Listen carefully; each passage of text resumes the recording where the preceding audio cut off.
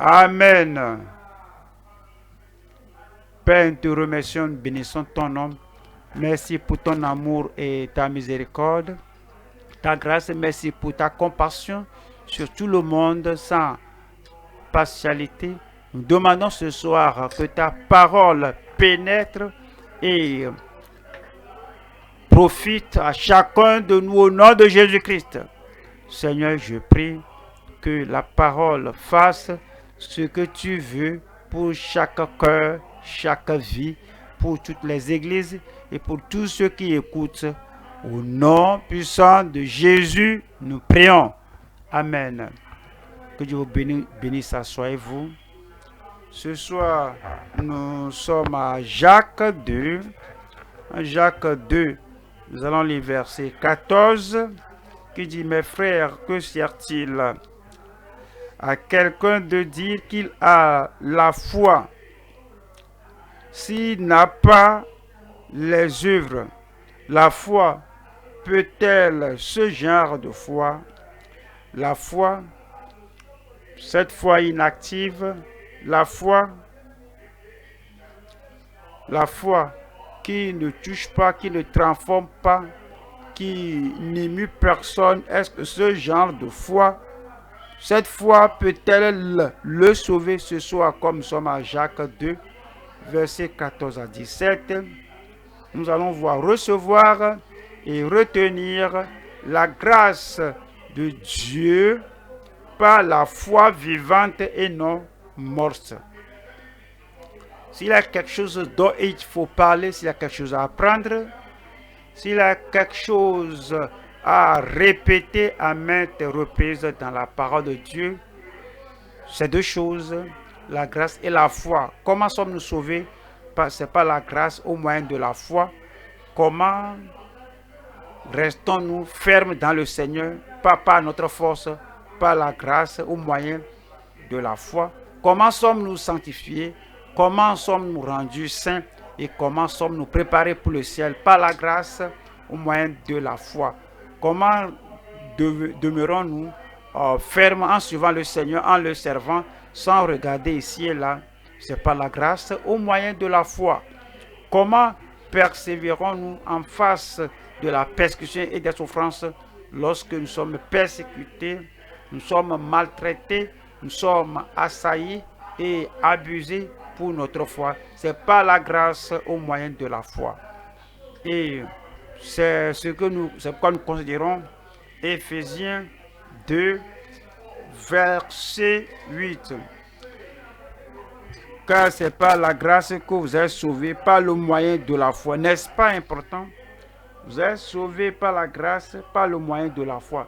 Quel que soit ce que nous avons, ce qu'on désire, et nous voulons que nos prières et nos requêtes soient exaucées, c'est par la grâce au moyen de la foi.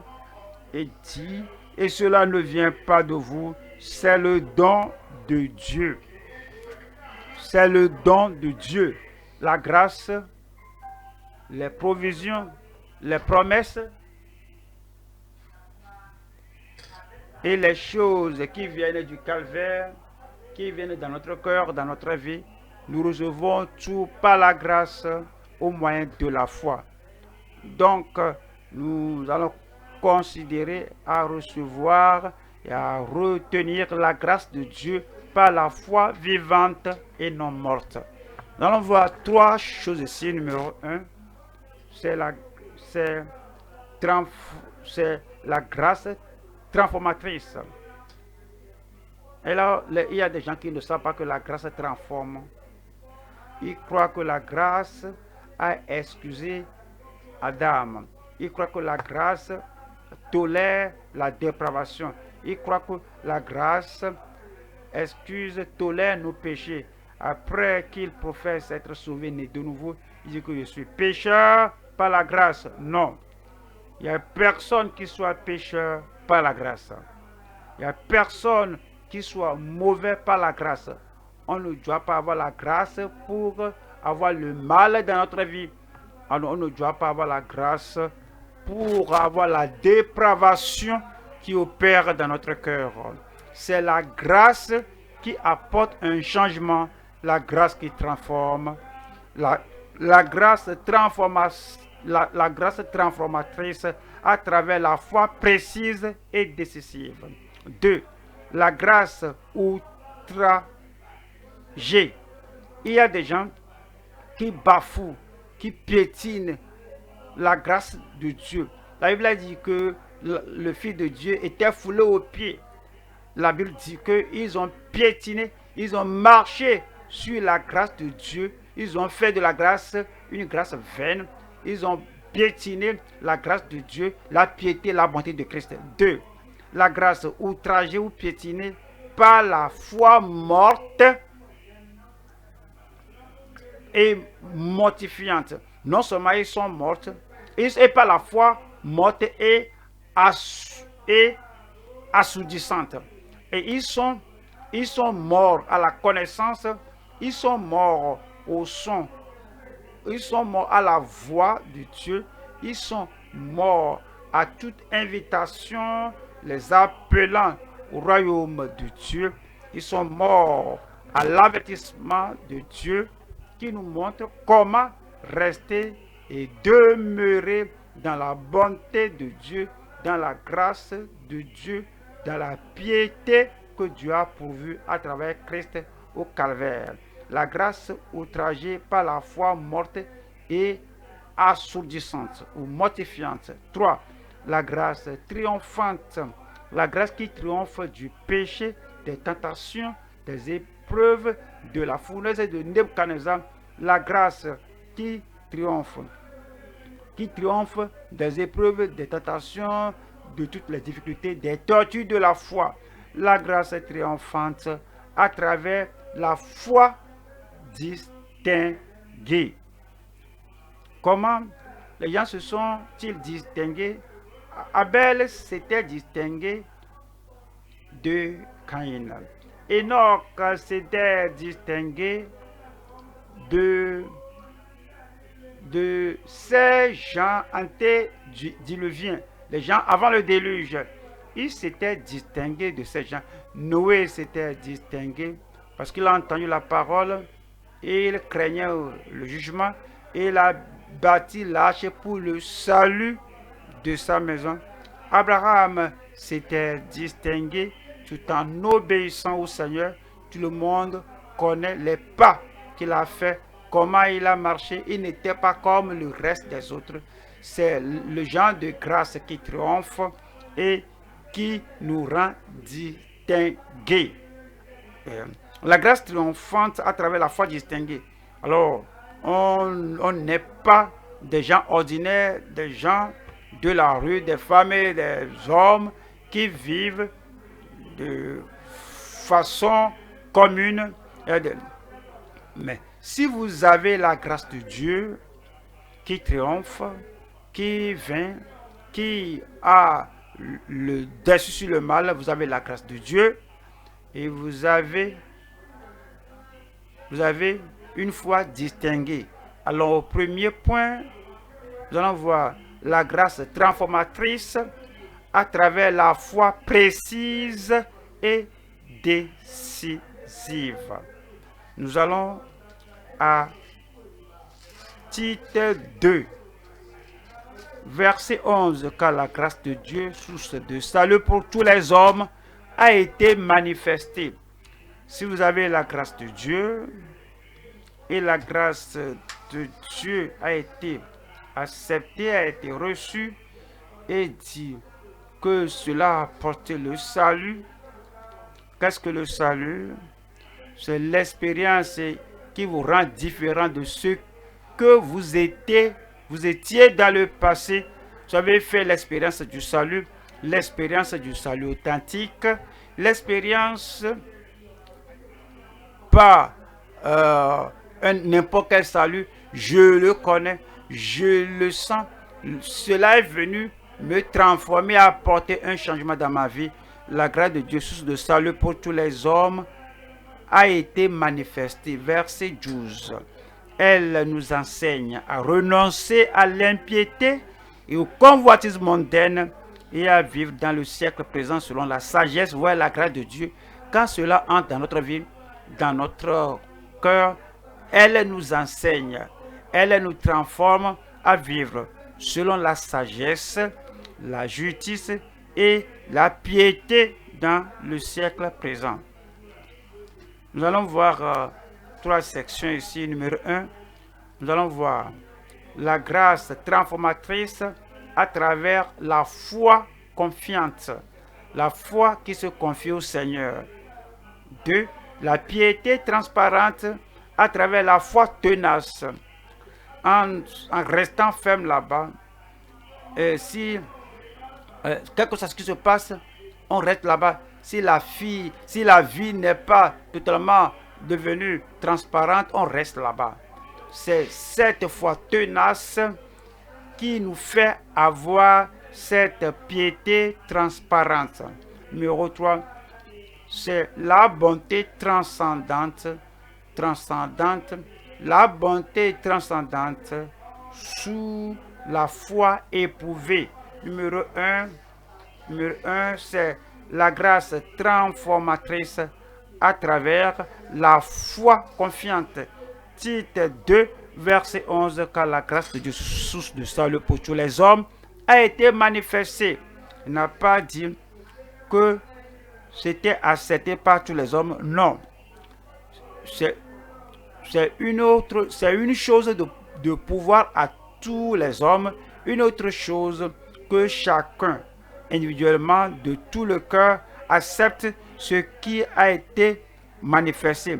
Si cela, à la grâce de Dieu, si cela est manifesté à vous, vous dites, mais cela est pour moi, je peux l'avoir, je peux être changé, je veux être changé, je veux être transformé, je veux être préparé pour le ciel, je ne peux pas le faire moi-même. Gloire à Dieu, la grâce de Dieu est venue du ciel et cela est manifesté à moi. Ce qui m'est manifesté, je l'accepte. C'est en ce temps-là que la grâce de Dieu qui apporte le salut sera réelle dans votre vie. Au verset 12, elle nous enseigne. Vous voyez, les gens qui disent que j'ai la grâce, et la grâce ne les instruit pas. La grâce ne les enseigne pas. Comment tu peux faire cela? Maintenant, tu as la grâce. Lorsque tu n'avais pas le coucou, vous voyez, vous savez que votre cour est déjà est rempli d'herbes nuisibles. Maintenant, vous avez le coucou. Vous pouvez sinon désherber cela. Mais maintenant, lorsque vous n'avez pas l'écriture, vous ne pouvez pas écrire. Maintenant, vous avez l'écriture. Lorsque vous n'avez pas de livre à lire, il n'avait pas de livre. Mais vous avez le bon livre à lire, vous avez le cerveau, vous avez les yeux, vous avez la bouche, vous avez un enseignant. Il n'y a plus d'excuses. C'est dit que la grâce de Dieu nous enseigne à renoncer à l'impiété et au convoitisme mondain et à vivre dans le siècle présent selon la sagesse. Les gens qui ont la grâce vivent selon la sobriété. Ils ne mènent pas une vie frivole. Ils ne mènent pas une vie de négligence. Ils ne mènent pas une vie charnelle. Ils ne mènent pas une vie pécheresse. Ils ne mènent pas une vie d'imprudence. La grâce ne nous rend pas imprudents. Dis, mon ami, mais pourquoi tu fais cela? Pourquoi tu agis de cette manière? Mais tu dis que tu as la grâce. Oui, j'ai la grâce. Oui, la grâce. Et puis, je ne vis pas tel que je dois vivre, mais j'ai la grâce. Non, tu n'as pas la grâce. La grâce de Dieu. Et tu continues de mener la vie charnelle. Tu continues de mener la vie polluée. Tu vis comme si tu n'as jamais eu d'enseignement de la part de Dieu. Mais si tu as la grâce, alors la grâce vous enseigne que cela vous enseigne à renoncer à l'impiété, la tentation à l'impiété. Vous rejetez cela, l'amour du monde, vous rejetez cela, vous dites non. Est-ce que vous avez une fois dit non au diable? Vous n'avez pas la grâce. Si vous n'avez pas la grâce, vous ne pouvez pas dire non. Avez-vous une fois dit non à la tentation, au tentateur, à la tentatrice? Si vous ne pouvez pas dire non, vous n'avez pas la grâce. Et vous, le tentateur, et toi, la tentatrice, lorsque Satan t'insiste Satan t'incite à apporter le péché à une autre personne. Te voilà. On fait tout ce qu'on peut faire pour enseigner le peuple de Dieu. Et toi, tu viens et tu dois vivre. Tu dois amener certaines pensées d'immoralité dans la vie de certaines personnes. Nous les enseignons. Toi, tu viens tout renverser. Nous leur montrons comment la grâce de Dieu peut les rendre justes. Et toi, tu les influences par ta vie charnelle, par ton anatomie, et tu les renverses afin qu'ils soient injustes. Donc, on ne travaille pas ensemble parce que nous élevons. Quand on élève les gens, toi tu les renverses par ta tentation en tant que tentateur et tentatrice. Mais il dit que nous qui sommes dans le Seigneur, nous avons la grâce de Dieu. Nous devons vivre nous devons vivre dans le siècle présent selon la sagesse, la justice et la piété. Êtes-vous convaincu vous-même que ce mauvais comportement, habitude que j'ai là, qu'est-ce que je peux faire? Voici mon style de vie là. C'est mauvais, je le sais, mais qu'est-ce que je peux faire dans ce présent siècle? Est-ce que je vais continuer de pécher? Non. Notre vie doit être transformée si la grâce est entrée dans notre vie. Allons au Romains 12. Romains 12, 2. Ne vous conformez pas au siècle présent dans votre vie personnelle. Ne vous conformez pas au siècle présent dans votre mariage. Au fait, si on est âgé, on a vu des gens mariés avant nous. On a vu comment ils ont vécu. On a vu leur comportement vis-à-vis de l'un ou l'autre. C'est le monde, mais c'est dit que nous sommes transformés. C'est ce que la grâce de Dieu fait. Amen. Ne vous conformez pas au siècle présent. Même avant que je ne devienne né de nouveau, réellement né de nouveau. Vous connaissez mon histoire. J'étais un garçon d'église. Je me réveille et puis je me vois à l'église, à l'école de dimanche. Au culte de dimanche, oui. La dévotion matinale à la maison, oui. Tout ce qui est activité chrétienne, je fais cela. Mais j'ai vu le monde dans notre maison. Papa et maman, ils sont allés maintenant à la gloire maintenant. Mais en ce temps-là, lorsqu'ils étaient jeunes, ils se battaient. Mon papa parlait, ma maman répliquait. Elle savait que mon papa ira au niveau supérieur pour se battre. Elle aussi a répondu. Et j'ai dit, si le mariage est tel, je ne vais pas avoir un tel mariage. Je n'étais pas né de nouveau. Puis ma maman était la première. Une autre femme est venue. Une autre aussi est venue. Je n'avais pas le courage pour dire à mon père que ceci n'est pas la bonne voie. Que tu nous enseignes pas la Bible. Mais j'ai vu le monde. J'ai pris la détermination de ne jamais marcher sur cette voie. Finalement, lorsque je suis né de nouveau, maintenant j'ai le courage pour parler à mon père. Et j'ai dit, papa, maman, papa, la polygamie, femme. Cela n'est pas de Dieu. Il n'avait pas la grâce pour répondre, mais pour changer à l'époque là.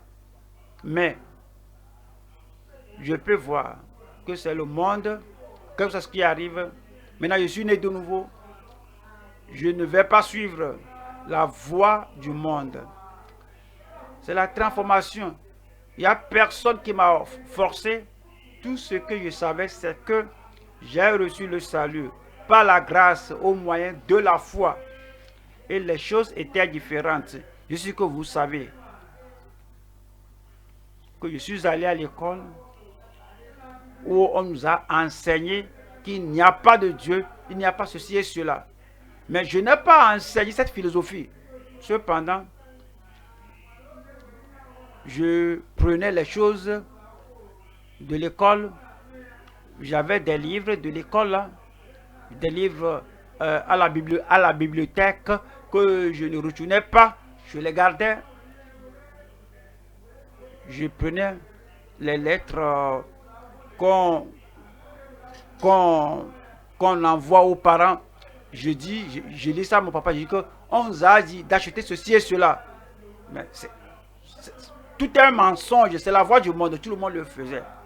Maintenant, je savais que cela ne va pas m'aider à aller au ciel. Donc, je suis allé voir le directeur et j'ai dit au directeur que, monsieur, voyez ce que j'avais fait. Je voulais les livres de la bibliothèque. Je ne connais pas aucun détail de la restitution, mais ma conscience ne me permettait pas de faire ce que les autres faisaient. Je l'ai tout confessé, j'ai demandé du pardon. Ouais, notre directeur, il a dit, je comprends, tu es un bon garçon, tu es l'un de mes meilleurs étudiants ici. J'ai dit oui, mais je dois confesser ceci. Est-ce que la grâce de Dieu fait? La grâce de Dieu nous transforme. Et au fait, je dois aussi dire à papa que je voulais l'argent de ta poche. Je te mentais en te disant d'acheter ceci et cela.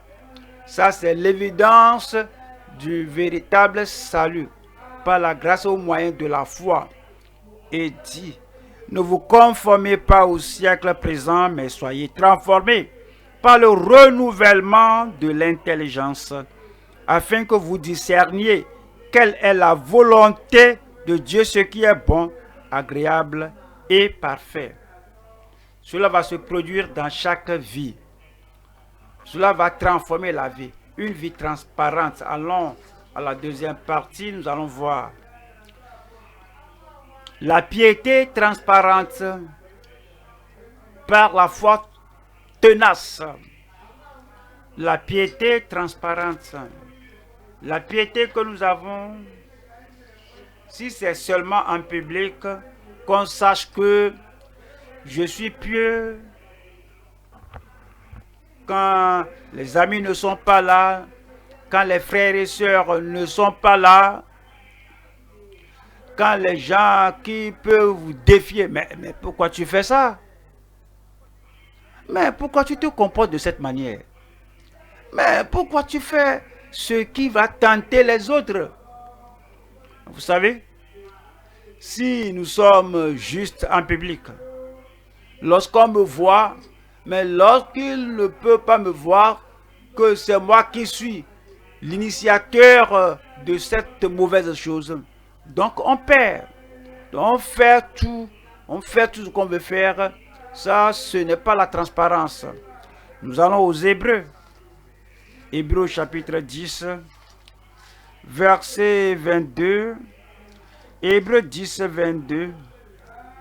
Approchons-nous avec un cœur sincère, dans la plénitude de la foi, les cœurs purifiés d'une mauvaise conscience et le corps lavé d'une eau pure. Le verset 23. Retenons fermement la profession de notre espérance, car celui qui a fait la promesse est fidèle. Celui qui a fait la promesse est fidèle. À cause de cela, il a promis. 2 Pierre 1, verset 3. 2 Pierre 1, verset 3. 2 Pierre 1, 3. Comme sa divine puissance, la vie que nous menons, ce n'est pas selon notre force humaine, ce n'est pas selon la force de notre cerveau, ce n'est pas selon notre enclin naturel, la vie que nous menons lorsque la grâce de Dieu entre dans notre cœur, c'est selon sa divine puissance. Comme sa divine puissance nous a donné tout ce qui contribue à la vie et à la piété, au moyen de la connaissance de celui qui nous a appelés par sa propre gloire et par sa vertu. Il nous appelle à la vertu et non au vice. Il y a les gens qui disent que j'ai la grâce de Dieu, mais votre vie est vicieuse. Votre vie est remplie de vices. Votre vie est remplie de mauvais. Tu dis oui, mais il ne faut pas me doiter. J'ai la grâce. Ouais, la grâce de Dieu vient avec la puissance divine. Et il nous a donné tout ce qui contribue à la vie, à la piété, au moyen de la connaissance de celui qui nous a appelés par sa propre gloire et par sa vertu. Le verset 4 dit, lesquels nous assurent de sa part. On ne les a pas prises quelque part, on ne les a pas générées par notre nature humaine, mais lui nous assure de sa part la plus grande et la plus précieuse promesse, afin que par elle vous deveniez participants de la nature divine. Participants de la nature divine. Participants de la nature divine ne volent pas. Les participants de la nature divine ne commettent pas l'immoralité, la fornication. Les participants de la nature divine n'abandonnent pas la nature de Dieu. Ils ne mènent pas leur vie de promiscuité dans le passé, du passé. Les participants de la nature divine, par la grâce de Dieu, ils vivent, ils mènent une vie transparente. Et en fuyant la corruption qui existe dans le monde par la convoitise, si vous êtes accusé d'avoir falsifié les choses, vous détournez de l'argent de votre société, vous détournez l'argent de la banque, l'argent qui n'est pas pour vous. Dès que les gens ne sont pas là, tu voles cela, tu n'es pas sauvé. Tu n'as pas la grâce transformatrice de Dieu qui nous fait échapper à la corruption et à la corruption, la pollution qui existe dans le monde par la convoitise. Nous allons à la troisième partie. C'est la bonté transcendante sous la foi éprouvée. La bonté transcendante, il y a la bonté au niveau normal de l'homme. Peut-être vous êtes pareil et quelques-uns d'entre nous disent que oui, ce gentilhomme, oui, il est bon. C'est au niveau humain. Cette fille-là, vraiment, cette dame-là, elle est gentille. C'est au niveau humain. Quand la grâce vient, elle nous fait aller plus haut qu'au niveau humain naturel. Parce que maintenant, cela nous transcende. Ouais, l'homme là a vu la personne qui était abandonnée à demi-mort. Les autres l'ont dépassé. Les autres ne vont pas s'approcher de lui pour l'aider. Le lévite et le sacrificateur. Lui, il est venu, le bon samaritain. Arrivé là-bas, il s'est arrêté. Il a vu l'homme là, que l'homme là n'est pas encore mort. Il a pris, il a versé de l'huile sur lui. Il a fait, ça c'est les premiers soins. Il a amené à une hôtellerie, il a tout fait, il a tout payé pour lui. Il ne connaissait pas l'homme là, il a tout fait pour que l'homme là soit en vie. Il dit que lorsque vous aurez fini de dépenser ce que je vous ai déposé là-bas, alors je reviendrai. Tout ce que vous aurez dépensé sur lui, je ne limite pas ce que vous dépensez, mais faites tout pour restaurer la vie de l'homme là. Je reviendrai tout payer. Ça c'est transcendant. C'est aller au-delà de ce qu'on espère. Lorsque vous avez appris à parler de la justice, vous savez que la justice que nous prêchons, vous allez au-delà de toute attente.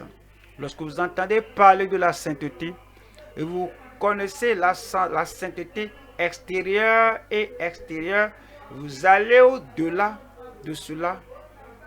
Ça, c'est la grâce, la grâce transcendante. Lorsque vous entendez parler de l'endurance, persévérer au cours des épreuves, des persécutions, sans plainte, sans murmure, vous allez au-delà de cela. Même vous allez prier pour les gens qui vous persécutent. Ça, c'est transcendant. Lorsqu'on vous gifle sur une joue et vous endurez cela, vous ne vous bagarrez pas avec la personne, c'est normal, c'est la vie chrétienne normale. Vous restez là-bas et vous allez encore aider, vous allez encore supporter, soutenir et vous présenter l'autre jour. Ça, c'est transcendant ou ascendant.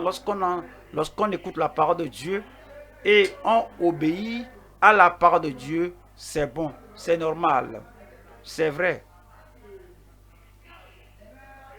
Alors, ça, c'est la grâce de Dieu qui se montre en nous. Maintenant, on prie. Plus que cela est espéré de nous, nous transcendons.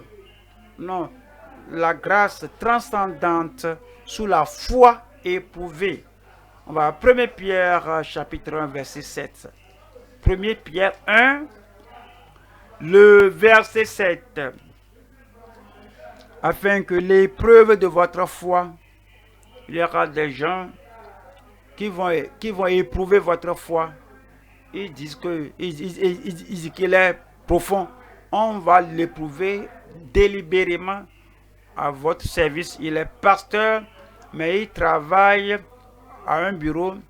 Là, qu'on prêche la sainteté sans laquelle personne ne verra le Seigneur, quelqu'un va vous éprouver à cause de qui vous êtes et vous dites, je crois au pardon, et pardonne, soit 10 fois, 7 fois. Il ne cherche pas la grâce de Dieu pour pardonner à quelqu'un, soit 10 fois, 7 fois. Ils vont vous éprouver. Est-ce qu'il va pardonner? Est-ce qu'il va fermer les yeux sur cela? Est-ce qu'il va garder sa position et là, il apprenne que vous prêchez, qu'un homme, une femme, peut-être votre femme est encore inconvertie, votre femme n'a pas encore la grâce de Dieu. Alors la femme là va vous éprouver, va vous tester, un homme, une femme. Et elle va presque vous tourmenter. Elle est en train de vous tester, de vous éprouver, pour voir si vous allez faire ce que vous prêchez. Et si vous allez rester un mari comme Job.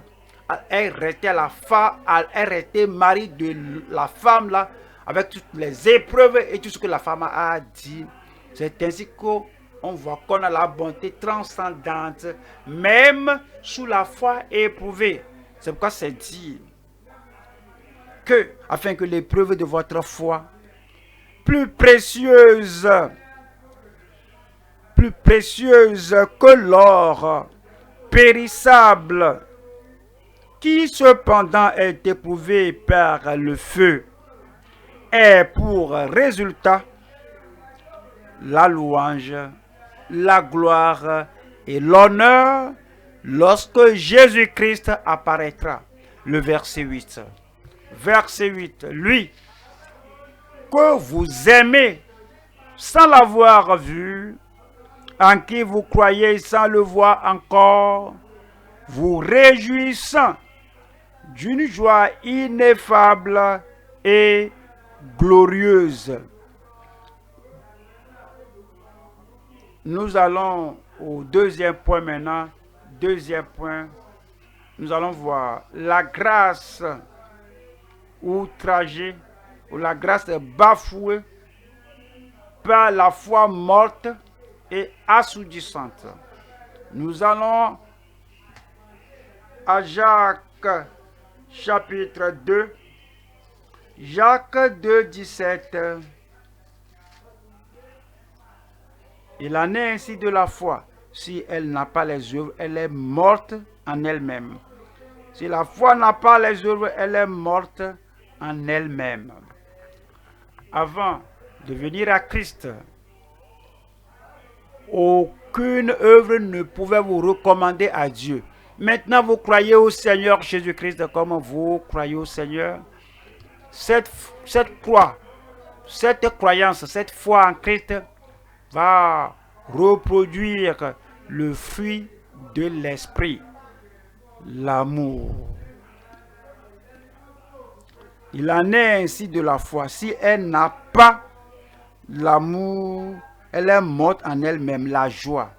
Il en est ainsi de la foi. Si elle n'a pas la joie dans le service, la joie du salut, la joie de connaître le Seigneur, la joie de vivre par la grâce de Dieu, la joie de souffrir avec Christ, souffrir pour Christ et souffrir pour les âmes.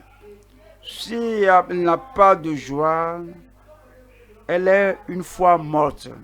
Il en est ainsi de la foi.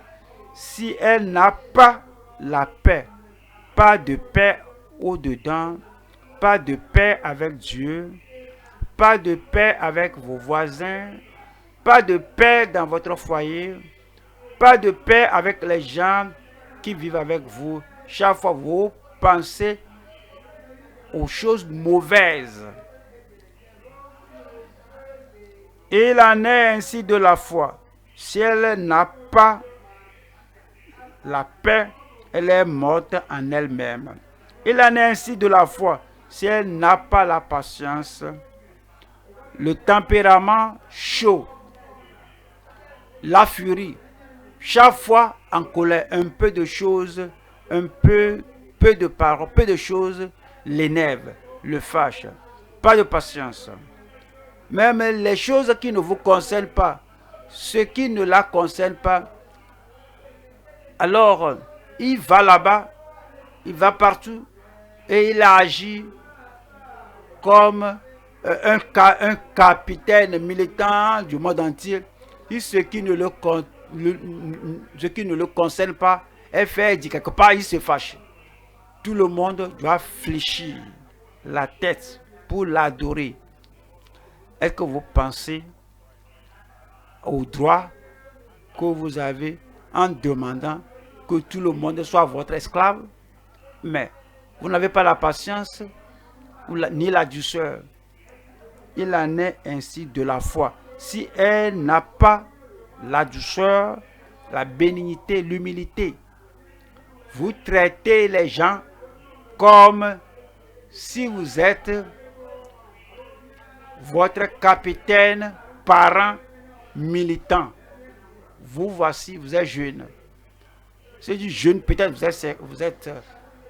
peut-être vous avez 50 ans, l'autre 70 ans, et celui qui a 50 ans veut traiter l'homme de 70 ans, la femme de 70 ans, comme un écolier de l'école primaire.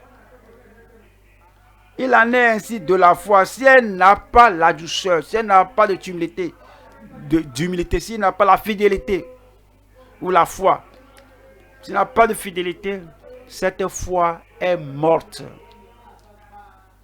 Elle est morte en elle-même. Notre foi doit reproduire quelque chose de positif, quelque chose de pratique, quelque chose d'agréable pour les gens avec qui nous vivons. Voyons Jude. Jude 1, Jude 4, du moins c'est Jude 4. Jude 4. Quand il s'est glissé parmi vous certains hommes dont la condamnation est écrite depuis longtemps, des impies qui changent la grâce de notre Dieu en dissolution et qui renie notre seul Maître et Seigneur Jésus-Christ. Ce sont les gens-là qui outragent, qui bafouent la grâce de Dieu et changent la grâce de Dieu en une licence, en un permis pour le mal, en un acte immoral, en professant fort la grâce. Mais ils ont changé la grâce en péché. Nous allons voir 3 sections ici. Numéro 1, nous allons voir la grâce mal comprise par les croyants nominaux. 2, la grâce abusante pour un comportement non chrétien. 3, la grâce mal appliquée par les bêtes naturelles. Numéro 1, la grâce mal comprise par les croyants nominaux, par les croyants de nom. La grâce mal comprise par les croyants nominaux. Jacques 2, verset 19. Tu crois qu'il y a un seul Dieu, tu fais bien. Mais rappelez-vous, les démons le croient aussi et ils tremblent. Les chrétiens nominaux disent que nous croyons qu'il y a Dieu. Est-ce que vous le craignez? Est-ce que vous tremblez? En face de la loi de Dieu, je crois en Dieu. Est-ce que vous le croyez? Est-ce que vous le croyez qu'il a envoyé son Fils unique? Et la seule manière d'être sauvé, c'est en croyant à son Fils unique, en la personne de notre Seigneur Jésus-Christ. Je crois en Dieu. Est-ce que tu crois que ta vie est dans sa main?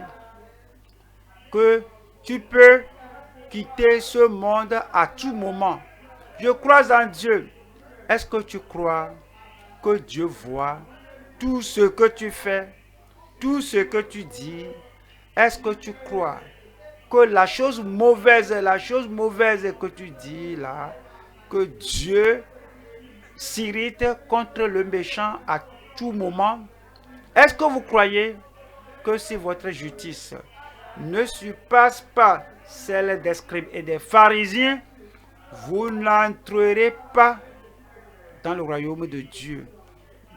Dire qu'on croit veut dire que nous avons accepté la parole de Dieu et Dieu et sa parole sont les mêmes. Lorsque le diable entend de Dieu, il tremble. Noé a appris que le déluge s'annonce. Le Seigneur lui a dit de bâtir une arche. Il dit que il a craint, il a agi. La peur que nous avons que le jugement vienne, la peur que nous avons que si nous mourons soudainement et qu'on meurt dans le péché, et qu'on meurt dans la corruption, et qu'on meurt dans le vol, on n'était pas en mesure d'aller vers Dieu pour se repentir. Quelque chose arrive soudainement et puis on est parti. Et vous dites, est-ce que tu crois en Dieu, mais tu ne crois pas au point d'avoir la transformation par la grâce de Dieu? Tu continues de mener ta vie routinière comme s'il n'y aura pas de jour de jugement, comme s'il n'y aura pas de Dieu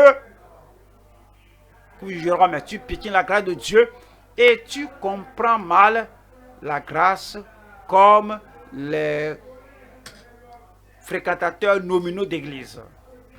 Osée chapitre 8, verset 3. Israël a rejeté le bien, l'ennemi le poursuivra.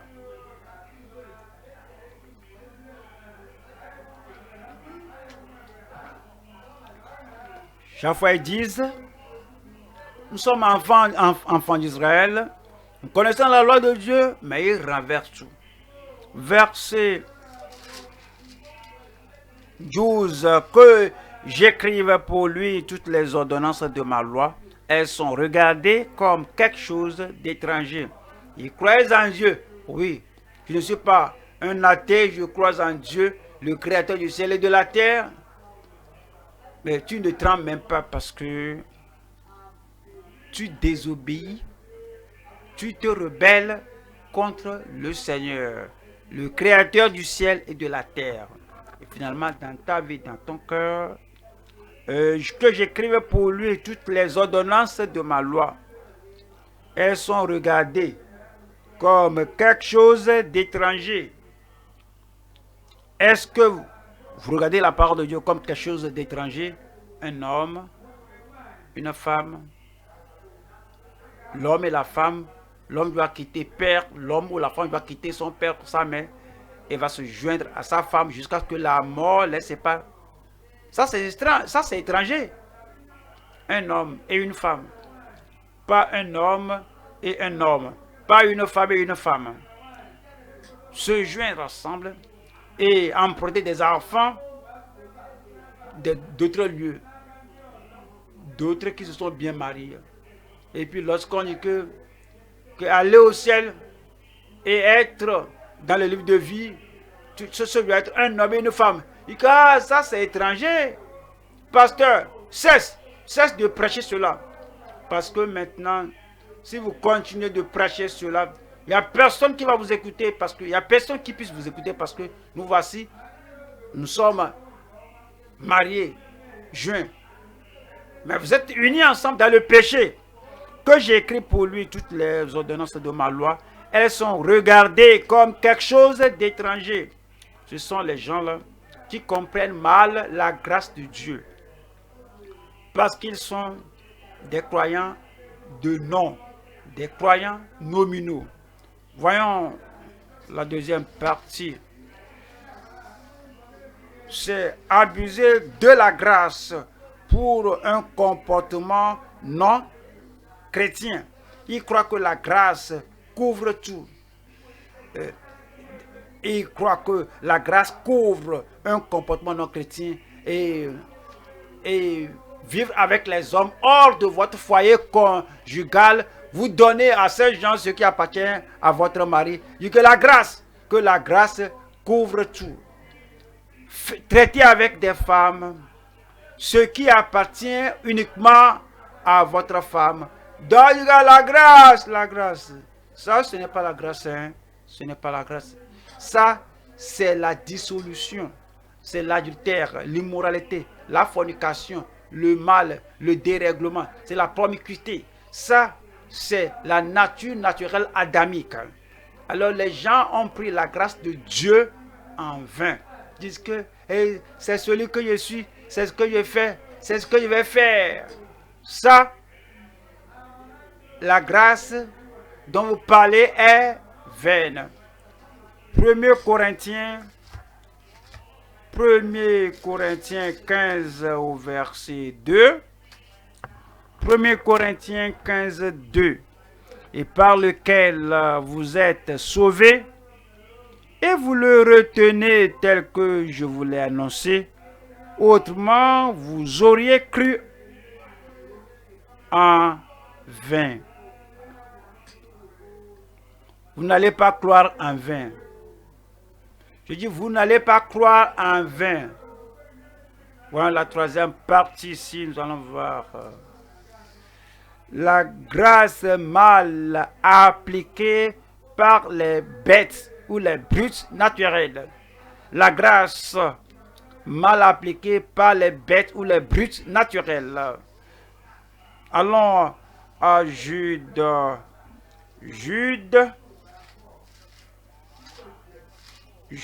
4.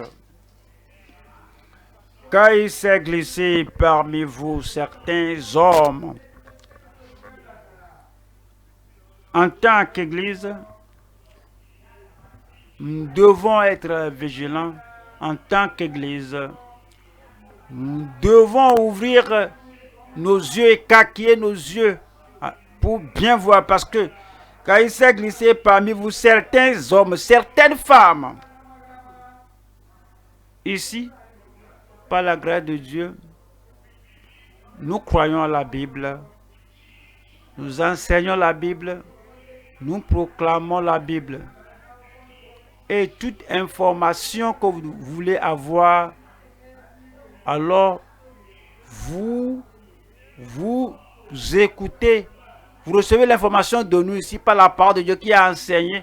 Nous enseignons clairement et on n'a pas peur de quelqu'un, on n'a pas peur des conséquences de ce que nous prêchons de la Bible. Donc si vous entendez quelqu'un ici et la personne s'est glissée furtivement et on n'est pas aussi vigilant qu'auparavant, il y a quelqu'un a appris que Dieu de la vie profonde que a immigré. Il a quitté le pays pour être au Royaume-Uni. Vous n'avez pas compris. Et ils sont des fausseurs ce sont des perturbateurs, des fausseurs de troubles. Qu'est-ce que vous faites là-bas?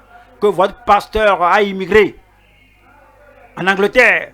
Ce sont des gens qui s'infiltrent et ils disent aux autres, les autres aussi disent aux autres, l'autre aussi dit aux autres. Et puis, moi je ne suis pas parti en Angleterre. Et dites-moi maintenant, est-ce que j'ai émigré? Non. Parce que je suis allé à la croisade et aux conférences. Et la croisade, et ces conférences n'étaient pas transmises, mais on a tenu ça là-bas à cause de l'écart horaire, à cause de certaines conférences. Là-bas, ont leur horaire 7 heures d'avance de nous ici. Alors, lorsque nous prêchons à 19 heures, il sera à 2 heures le matin là-bas. Donc, on ne peut jamais transmettre ça, c'est à cause de l'écart horaire. Et après que j'aurai fini, au fait, je suis allé à Aba, de Aba, directement, je suis allé aux Philippines, des Philippines, je suis allé aux Émirats, à Dubaï et d'autres villes. Aux Émirats, là-bas, c'était vraiment un voyage fatigant. Aller dans l'avion, descendre ici, aller là-bas, j'ai besoin de quelques jours pour prendre le repos. Afin que je ne revienne pas fatigué. Et là, que je ne peux plus prêcher. Puis j'ai attendu là-bas parce que j'ai passé ce temps-là. On vous a dit que votre pasteur a fui, qu'il est parti à l'étranger. Il est parti. Où est-ce que... Pourquoi même vous lisez cette chose même là? Quelqu'un m'a écrit une lettre. Il a écrit la lettre, a envoyé la lettre à Londres. Et là, la personne a écrit la lettre, a utilisé l'adresse de notre église à Londres. Que je vous écris ceci, j'ai besoin de la prière, j'ai besoin de la prière, j'ai besoin de conseils. J'ai appris maintenant que tu vis maintenant à Londres. Vous n'allez pas croire aux mensonges. Dans notre église, les gens s'infiltrent. Ils sont déjà corrompus, déjà imprudents. Délibérément, ils veulent vous empoisonner contre votre pasteur. Il n'y a personne qui puisse le faire pour vous. Il dit, quand il s'est glissé parmi vous, certains hommes, certaines femmes, dont la condamnation est écrite depuis longtemps, des impies. Ces gens-là qui s'infiltrent, peut-être ils sont assis avec nous ici pour écouter ce qu'on dit et pour aller mentir au monde, sur les réseaux sociaux, des impies qui changent la grâce de notre Dieu en dissolution et qui renient notre seul maître et saint. Il professe être, membre de notre église. Ils sont membres des autres églises. Cependant, il réunit notre seul maître et Seigneur Jésus-Christ. Nous allons au verset 10. 10 dit, eux, au contraire, ils parlent d'une manière injurieuse de ce qu'ils ignorent. Mais ceux qui connaissent, et ils se corrompent dans ce qu'ils savent naturellement comme les brutes. Voilà le verset 12. Verset 12. Ce sont des écueils dans vos agapes, faisant impudemment bonne chair, se repaissant eux-mêmes. Ce sont des nuées sans eau, poussées par les vents, des arbres d'automne s'enfuient,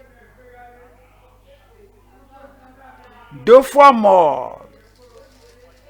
Ils étaient morts dans les péchés et les transgressions avant qu'ils ne disent d'être nés de nouveau.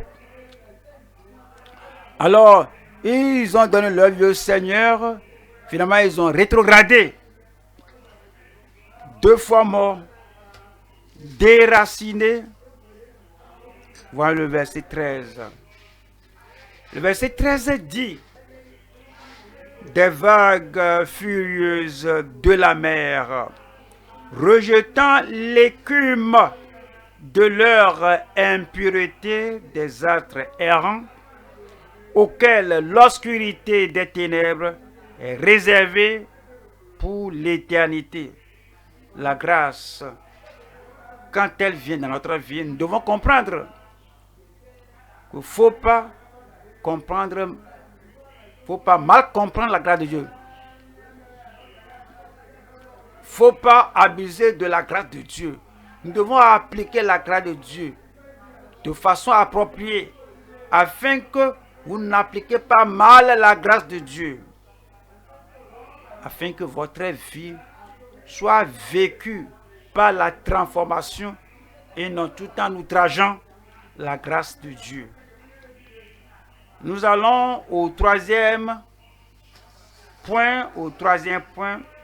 La grâce triomphante à travers la foi distincte et distinguée.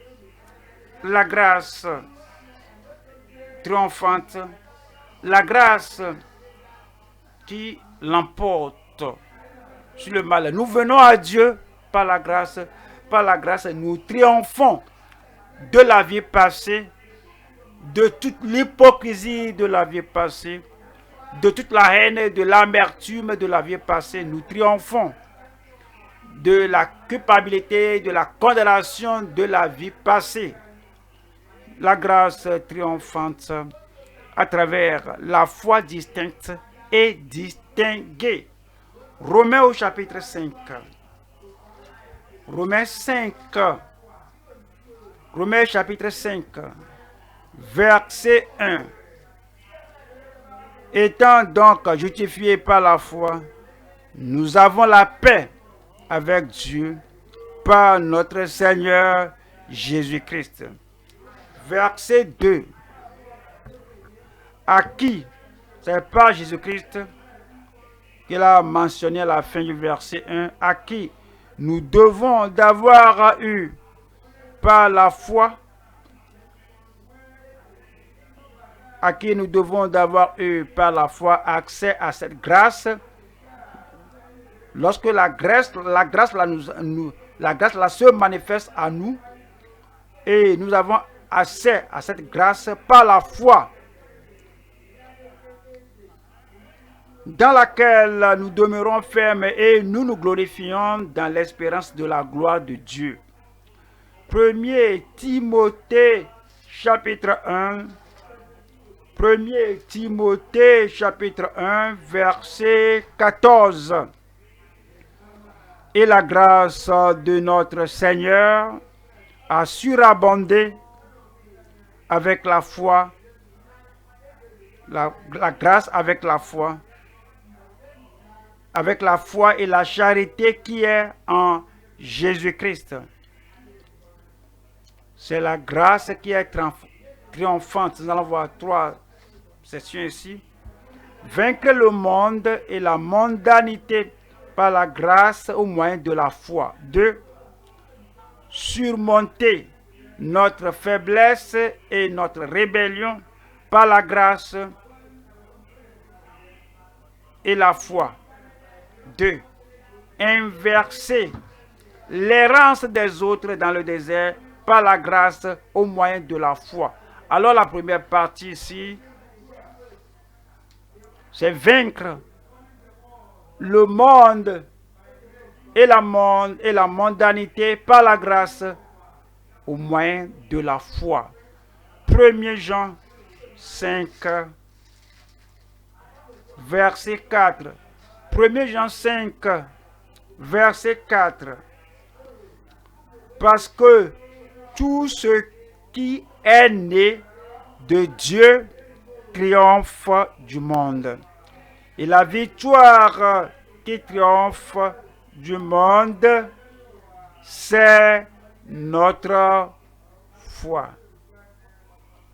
Ce qui triomphe du monde, c'est notre foi. Voilà le verset 5. Verset 5. C'est lui, Jésus-Christ, qui est venu. Verset 5.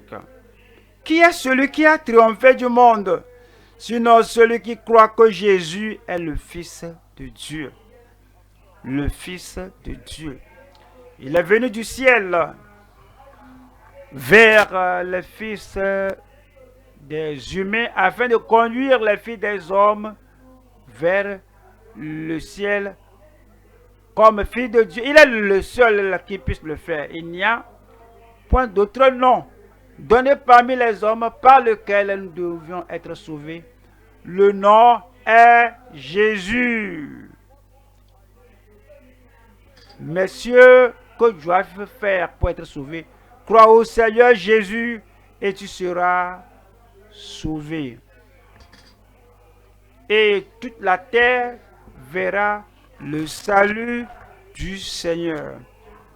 Seigneur, sauve-moi et je serai sauvé. Guéris-moi et je serai guéri. C'est le cœur pénitent. C'est le cœur pénitent qui prie, qui supplie Dieu pour le salut qui vient par la foi. Et ce salut nous fait triompher, nous fait vaincre le monde. Jacques 4, verset 4. Jacques 4, 4. Adultère que vous êtes. Qu'est-ce que cela veut dire? Lorsque quelqu'un abandonne son mari et embrasse un autre homme, ce qu'elle peut faire avec son mari seul, alors elle est maintenant adultère ou adultéresse.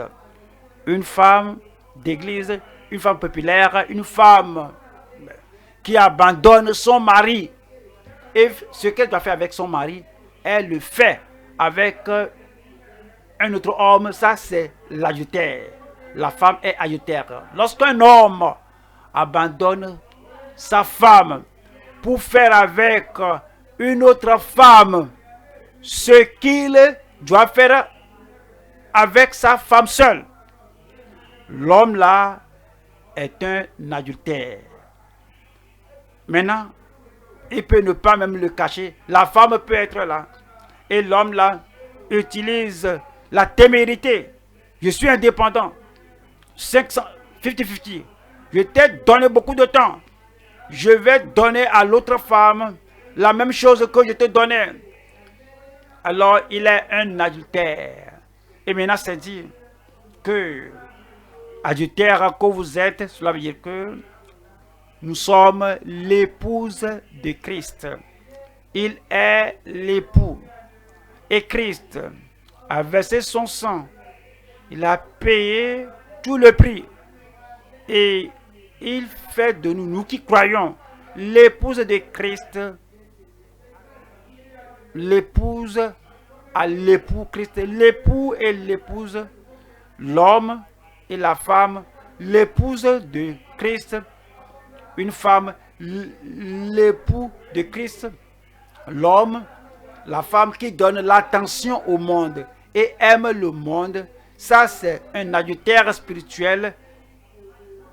Regardez, adultère que vous êtes, ne savez-vous pas que l'amour du monde est inimitié contre Dieu? Celui donc qui veut être ami du monde se rend ennemi de Dieu. Ennemi de Dieu. Nous devons vaincre cela. Petite chose, moindre touche, grande embrassade, tout cela avec les autres qui ne sont pas votre femme, votre mari, évitez cela. Et c'est vaincre le monde et la mondanité.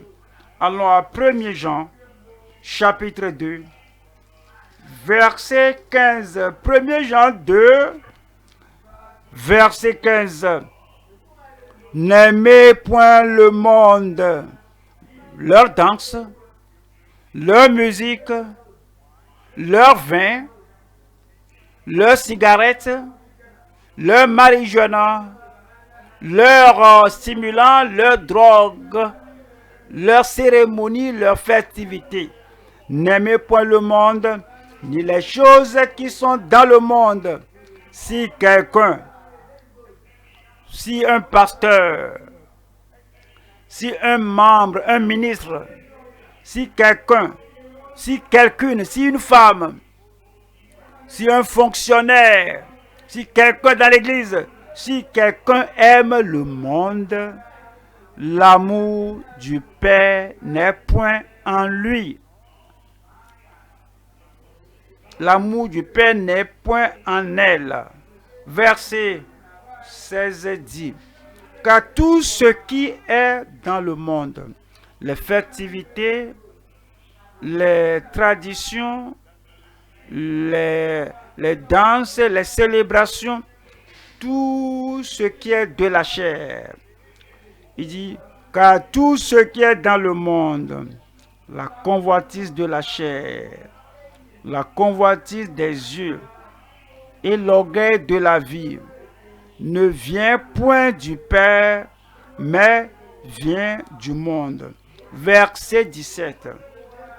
Et le monde passe, et sa convoitise aussi, mais celui qui fait la volonté de Dieu demeure éternellement. Amen. Amen.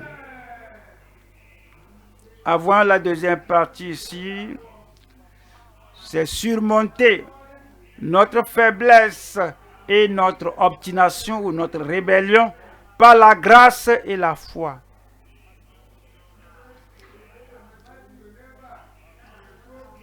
La référence de Matthieu parle de l'obstination, la rébellion, la confiance en soi de Matthieu que ceci va t'arriver. Et car ce n'est pas possible. Mourir à la mort, je serai avec toi jusqu'à la mort.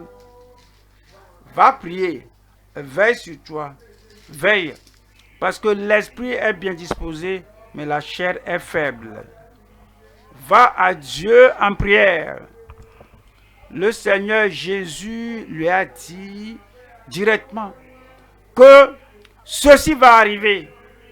Le remède est que tu aies la grâce et la foi, que tu ailles au Seigneur et dans la prière pour que tu puisses tu puisses triompher, tu puisses surmonter ta faiblesse et ton obstination. Vous connaissez bien l'histoire. Il n'a pas pris ça au sérieux. Vous voyez? Tu dois parler directement. C'est quoi on enseigne. Pour que vous vous découvriez. Et que vous preniez soin. Que vous preniez soin. Que ce que Dieu doit, que vous ne feintiez pas, que vous ne dressez pas votre épaule pour dire que c'est pas moi. Il faut prêter attention. La faiblesse de votre vie, l'obstination de votre vie ne peut être vaincue que par la grâce et la foi. Vous allez vaincre. Je vais vaincre. Numéro 3, nous allons parler de inverser l'errance des autres dans le désert par la grâce au moyen de la foi. L'errance dans le désert, les autres, c'est ce qu'ils font. Mais Dieu merci, Josué ne les a pas suivis. Dieu merci, Caleb ne les a pas suivis. Caleb et Josué ont dit que montons, que nous sommes capables. Nous pouvons vaincre et nous allons vaincre. Nous allons inverser le projet de l'ennemi. Nous allons vaincre. Mais les autres ont décidé, ils ont dit non, non, nous allons errer. Que vous pouvez être proche. Quelqu'un d'autre qui entend la même parole, qui mange à la même table, qui boit de la même eau que vous, du puits de salut, mais lui, il est enclin à l'errance, à errer. Lui, il est enclin à l'obstination, mais lui, il est enclin à la vie du désert. Mais comme Caleb et Josué, tu décides. Tu connais le Seigneur, tu le suis. Tu es venu au Seigneur avant le connaître, avant la connaître. Et si lui ou elle est enclin à l'errance, enclin à la mondanité, elle est enclin aux choses qui vont l'empêcher d'aller à la terre promise, tu dois décider toi. Tu dois décider toi. Comme Caleb, comme Josué. Et tu dis que j'ai pris ma résolution. J'ai résolu que je ne vais pas me souiller. Quel que soit ce que vous voyez les autres faire, quelle que soit la direction qu'ils empruntent, décidez d'avoir la victoire, le triomphe et la puissance pour inverser, de ne pas être comme eux. Vous allez vaincre. Je vais vaincre. Proverbe au chapitre 21. Proverbe 21, 16. Proverbe 21, 16. L'homme ou la femme qui s'écarte du chemin de la sagesse reposera dans l'assemblée des morts.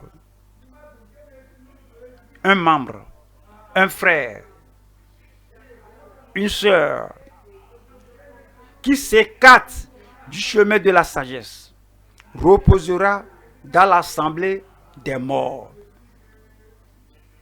Si tu demeures là-bas jusqu'à ce que Christ vienne, toute l'adoration, tout le culte, tout l'enseignement, toute la fréquentation du ciel là sera en vain. Quoi qu'il paraisse croyant, parce qu'il est enclin à l'errance, à l'égarement. S'il meurt dans cet état, nous avons travaillé, œuvré en vain sur lui, sur elle. Il ou elle qui s'égare de cette manière et demeure dans l'assemblée des morts jusqu'à la mort physique, va passer l'éternité en enfer et pour toujours. Psaume 119, verset 10. Je te cherche de tout mon cœur. Ne me laisse pas égarer loin de tes commandements. Ne me laisse pas égarer de ton commandement. Verset 11.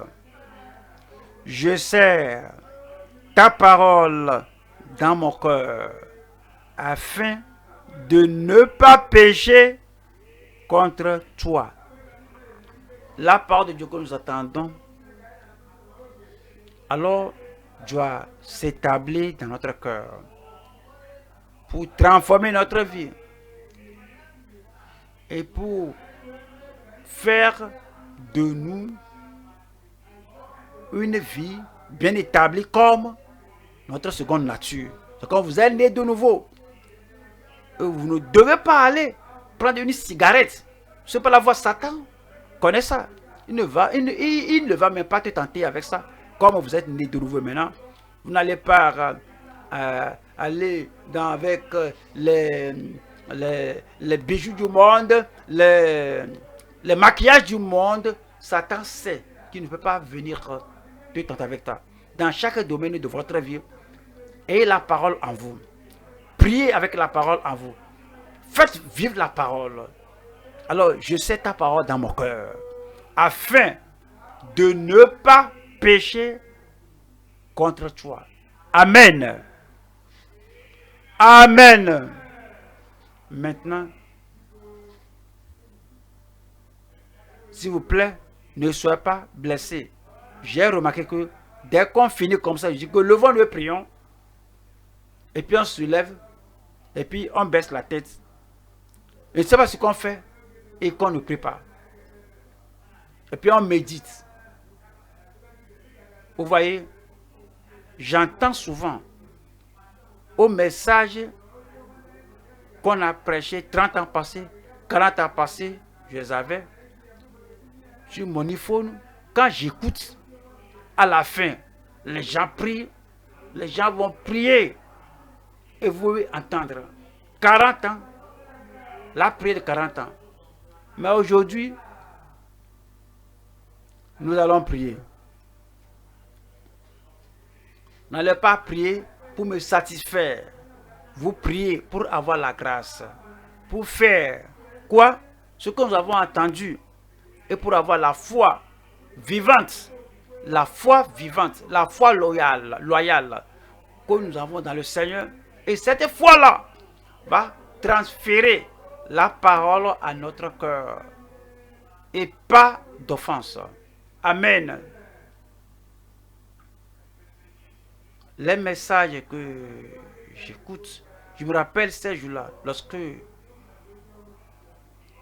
j'aurais fini de prêcher, peut-être la semaine là, quelqu'un va venir à moi, pasteur, tu sais, le lundi passé là, c'est comme tu t'adressais à moi, c'est comme quelqu'un a parlé de moi à toi. C'était ma vie, mais les choses ont changé. Amen. Ce sera ainsi aujourd'hui. Personne n'est blessé. Pasteur est très clair. Vous savez, c'est ainsi. Je suis à tout moment. Priez pour moi, pour que je ne change pas. Donc aujourd'hui, nous allons nous lever maintenant, nous allons prier. Nous allons réellement prier. Et Dieu va vous bénir. Tenons-nous debout maintenant. Tout ce que nous avons entendu. Alors amenons cela au trône de la grâce. Que le Seigneur nous accorde la grâce pour être pratiquants de la parole. La foi morte, la foi assourdissante ne va pas nous changer, ne changera personne. Ayons la grâce transformatrice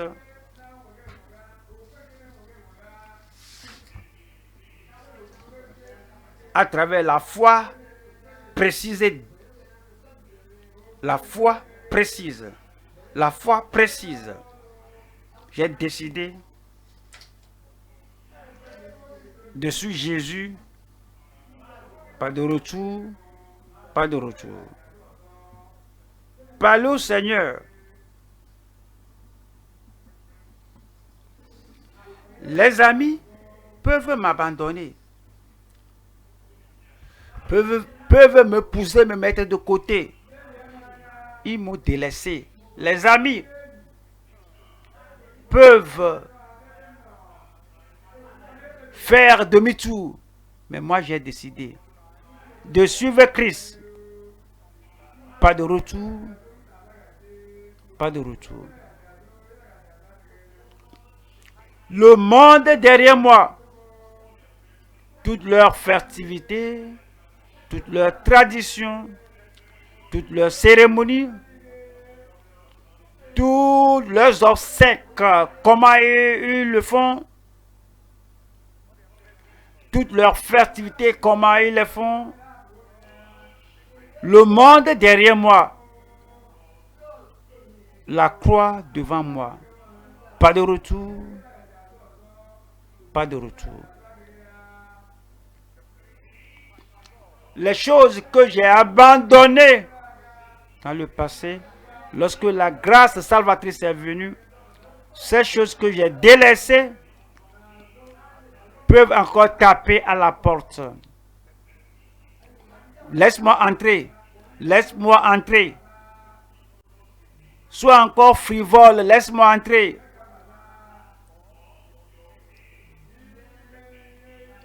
Laisse-moi entrer. Les anciens amis, les anciens copains et copines, les partenaires de péché vont essayer de revenir. Laisse-moi entrer.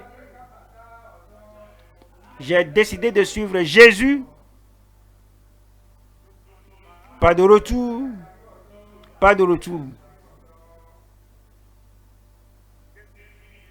La foi précise.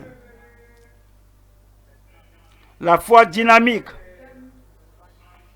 La foi décisive.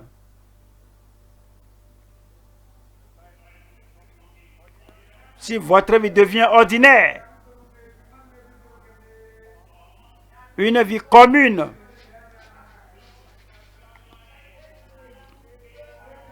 la vie comme celle de vos voisins, pécheurs, réveillez-vous.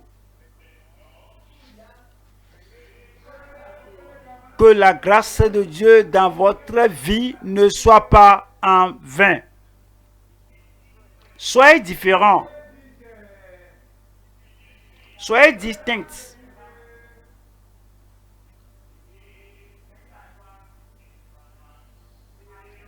Menez une vie de piété transparente. La transparence. Si votre pasteur doit venir à vous, au bureau, à la maison, et venir à votre épaule et dire, mais qu'est-ce que tu lis? Qu'est-ce que tu regardes? Votre pasteur ne s'attristera pas à cause de vous. Votre vie sera une vie de piété transparente.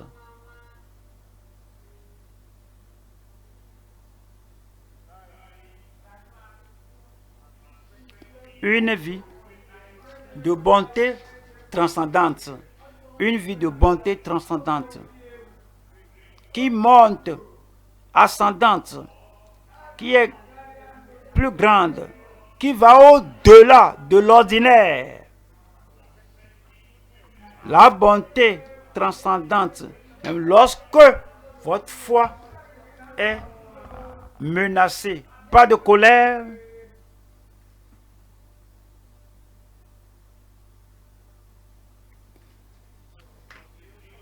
Les persécuteurs Vous savez, les persécuteurs sont des incroyants.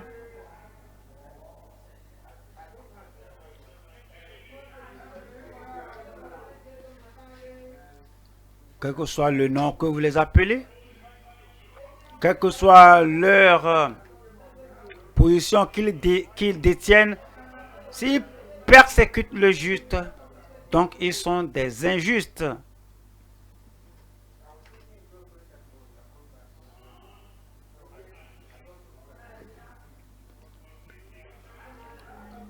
Isaac était persécuté par celui-là qui est né de la chair.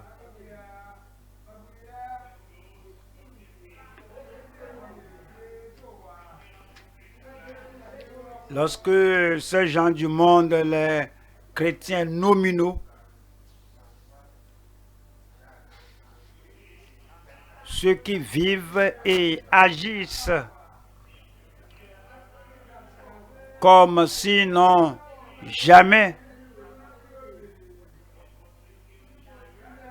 entendu la parole de sainteté, quand ils vous persécutent et pour votre foi, vous devez avoir la bonté transcendante. Pas de malédiction, pas de colère, pas de bagarre, pas d'insultes, pas d'assaut, pas de représailles, pas de vengeance.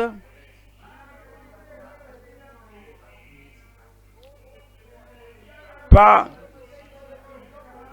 l'action de reprendre la pierre qu'ils t'ont jetée et leur envoyer ça à nouveau. Il faut avoir la bonté transcendante lorsque votre foi est éprouvée.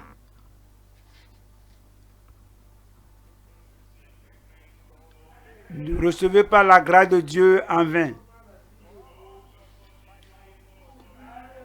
Ne venez pas à l'étude biblique en vain.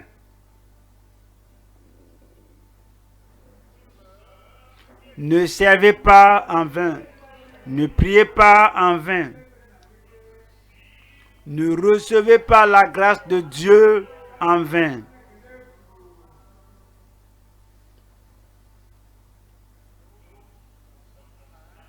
Ne comprenez pas mal la grâce de Dieu.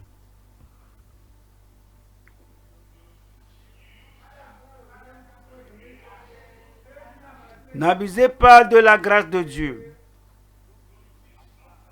N'appliquez pas mal la grâce de Dieu pour justifier.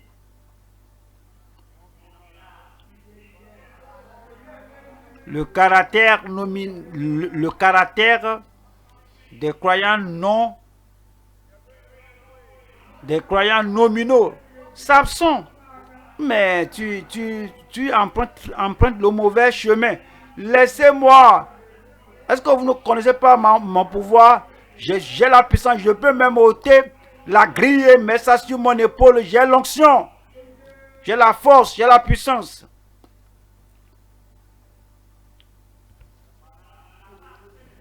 L'homme là continue sa vie comme ça. Le Père a vu dans sa vie que Samson, mon fils, où vas-tu? Je sais ce que je fais, je sais ce que je fais. Il croyait avoir l'onction, mais il n'avait pas la force. Sur Delilah, la grâce.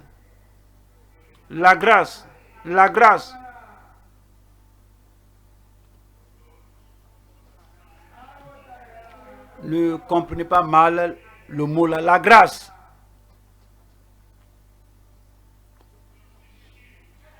N'abusez pas de ce mot-là. La grâce. N'appliquez pas mal ce mot-là. Si réellement vous avez la grâce, il y aura le salut là-bas. Si réellement vous avez la grâce, Il y aura la piété, transparence là-bas. Si réellement vous avez la grâce, il y aura la bonté transcendante là-bas.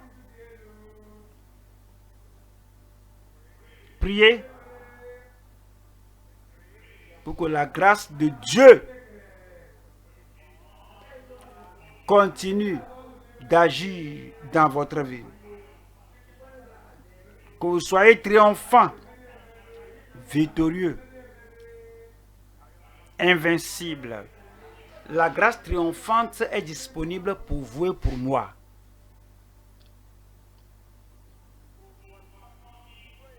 La grâce victorieuse est disponible pour vous et pour moi. La grâce qui surmonte la faiblesse et l'obstination est disponible. Le Seigneur vous aidera. Et la grâce qui renverse la vie du voyage, du désert que les gens mènent, la grâce là est disponible pour toi. Elle va te garder juste, pieux, jusqu'au dernier jour. Au nom de Jésus, nous prions. Que le Seigneur vous exauce, qu'il vous accorde plus de grâce, une grâce plus élevée, une grâce plus grande. Que le Seigneur vous tienne par la main, par sa main droite. Le diable peut vous tenter, mais vous allez en triompher au nom de Jésus-Christ. Père, au nom puissant de Jésus, nous te remercions pour tout le monde, pour tout enfant de Dieu, pour tout frère, toute sœur, tout ministre, tout pasteur, pour tout ouvrier, pour tout le monde, Seigneur. Répand ton amour plus grand, plus élargi pour tout le monde au nom de Jésus-Christ. Là où nous étions imprudents dans le passé, nous prions, Seigneur, que tu pardonnes, que tu oublies, que tu renouvelles toute vie au nom de Jésus-Christ. Seigneur, à tout moment et chaque jour, chaque semaine et chaque mois tout au long de l'année, qu'il y ait une grâce abondante pour tout le monde. La grâce est suffisante pour tout le monde. La grâce est triomphante pour tout le monde au nom de Jésus-Christ. Seigneur, ta parole ne sera pas perdue dans notre vie. Que tout le monde tire profit de la parole que nous avons entendue ce jour. Rends ton peuple fort. Rends ton peuple plus pur. Et fais marcher ton peuple dans la vallée de la mort, sans tache, sans faiblesse, sans maladie ou sans qu'un messager de mort les touche au nom de Jésus. La vie plus élevée pour tout le monde. La vie plus sainte pour tout le monde. La vie plus heureuse dans le Seigneur pour tout le monde au nom de Jésus-Christ. Tu es le bon Dieu. Tu fais du bien à tout le monde. Que ta grâce continue avec tout le monde. Que la piété continue avec tout le monde. La bonté du Seigneur, que cela continue avec tout le monde. Les frères, les sœurs ici et là-bas et partout. Nous étudions tous ensemble ce jour. Au nom de Jésus-Christ. C'est fait. Pour moi. C'est fait. Pour vous. C'est fait. Au nom de Jésus, nous prions. Que le Seigneur vous bénisse. Dieu est content de vous. Et vous serez content dans le Seigneur au nom de Jésus.